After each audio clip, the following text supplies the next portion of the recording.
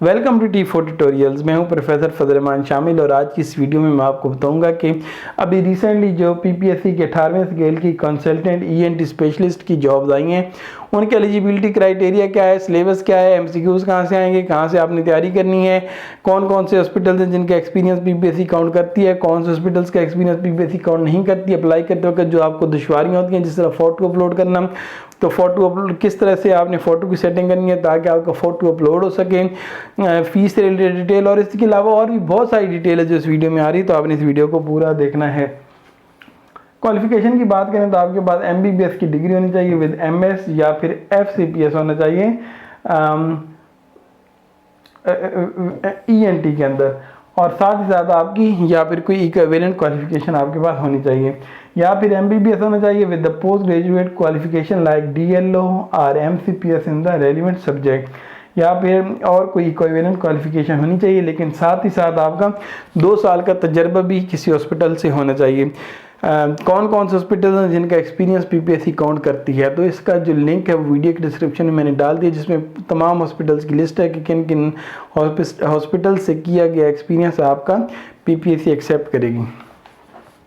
अगर हम सर्टिफिकेट की बात करें तो आपके पास परमानेंट रजिस्ट्रेशन सर्टिफिकेट होना चाहिए from the Pakistan medical and dental council से मिला हुआ, या फिर Pakistan medical commission showing post graduate qualification issued on or before the closing date. तो चलें अब हम बात कर लेते हैं सिलेबस की। सिलेबस में अभी तक जो पीपीएससी ने सिलेबस अनाउंस नहीं किया कि इस जॉब के लिए कौन सा सिलेबस होगा, लेकिन कुछ ही दिनों बाद पीपीएससी की जो ऑफिशियल वेबसाइट है उस पर यकीनन सिलेबस आ जाएगा, क्योंकि जब ऐसी जॉब्स जिनका पीपीएससी ऐड के साथ सिलेबस अनाउंस नहीं करती तो कुछ दिनों बाद ऑफिशियल वेबसाइट पर सिलेबस आ जाता होता है। लेकिन इससे पहले जो मेडिकल ऑफिसर वगैरह का जो टेस्ट होता रहता है, तो उसमें जो सिलेबस होता है वो ये सिलेबस है जो आपको मैं इस वीडियो में दिखा रहा हूँ। तो चांसेस यही हैं, 99% चांसेस यही हैं कि जो इस बार भी सिलेबस होगा वो यही होगा, तो आपने इसकी तैयारी कर लेनी है ताकि आपका ये जो टेस्ट है वो पास हो सके। मैं यहाँ पर अगेन बताता चलूँ कि इससे थोड़ा बहुत हो सकता है, ऊपर नीचे भी सिलेबस हो सकता है, लेकिन चांसेस हैं कि यही सिलेबस होगा। क्वेश्चन रिलेटेड टू क्वालिफिकेशन आपसे 80% पूछे जाएंगे, और आपके टेस्ट में जो 20% क्वेश्चन हैं वो आपसे Pakistan study, current affair, geography, basic mathematics, everyday science, Urdu, English और बेसिक कंप्यूटर स्टडीज़ से रिलेटेड आपसे पूछे जा सकते हैं। इसमें जो आपने तैयारी करनी है, तैयारी का आपने ये करना है कि जिस तरह आप उर्दू की बात करें तो उर्दू की बहुत ज़्यादा डिटेल में आपने नहीं जाना। उर्दू के जो बेसिक कॉन्सेप्ट्स हैं, जो जिस तरह उर्दू के मुहावरे और इस तरह की चीज़ें हैं वो आपने तैयार करनी है। और जियोग्राफी में सिर्फ आपने पाकिस्तान की जो जियोग्राफी है उसको स्टडी कर लेना है। और इसके अलावा हम बात कर लेते हैं इंग्लिश में आपको सेंटेंस कंप्लीशन और ग्रामर और इस तरह की चीज़ें जो हैं वो सारी आपकी ठीक होनी चाहिए। तो ये हो गया सिलेबस।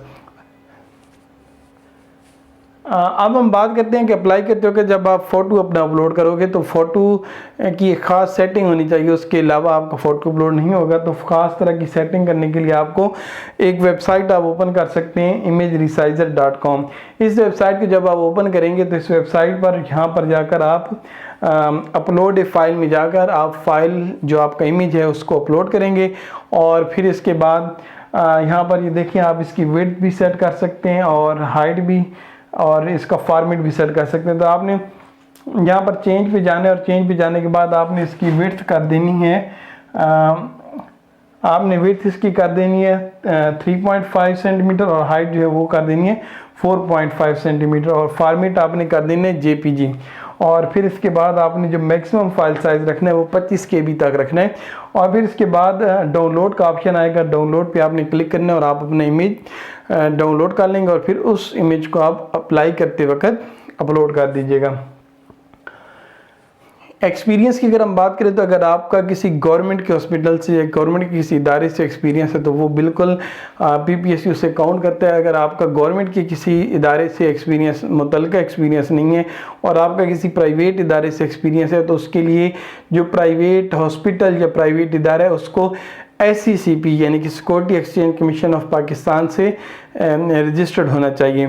तो आपने अगर कहीं पर एक्सपीरियंस गेन की और आप देखना चाहते हैं कि आपने जिस जगह से एक्सपीरियंस गेन किया वो SECP से रजिस्टर्ड है या नहीं है, तो उसके लिए जो लिंक है वो मैंने वीडियो की डिस्क्रिप्शन में डाल दिया है, वहाँ पर जाकर आप पूरी लिस्ट देख सकते हैं कि पाकिस्तान में कौन कौन से हॉस्पिटल्स SECP से रजिस्टर्ड हैं।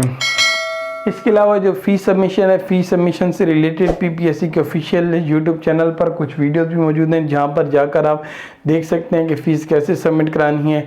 इसके अलावा आप जैज़ कैश या ईजी पैसे के ज़रिए भी फ़ीस सबमिट करा सकते हैं। जो मेल्स हैं 26 से 45 साल तक के जो मेल्स हैं वो एलिजिबल हैं और इसमें 7 ईयर एज रिलैक्सेशन भी शामिल है, जिसको मिलाकर 52 ईयर्स तक आप एलिजिबल हैं। और फीमेल्स की अगर हम बात करें तो एज रिलैक्सेशन मिलाकर 26 साल से लेकर 55 साल तक की जो फीमेल्स हैं वो इस जॉब के लिए एलिजिबल हैं। तो मेल, फीमेल और ट्रांसजेंडर तमाम एलिजिबल हैं। और जो डोमिसाइल होना चाहिए आपका पंजाब के किसी भी अगर आपका शहर का डोमिसाइल है तो आप इस जॉब के लिए एलिजिबल हैं।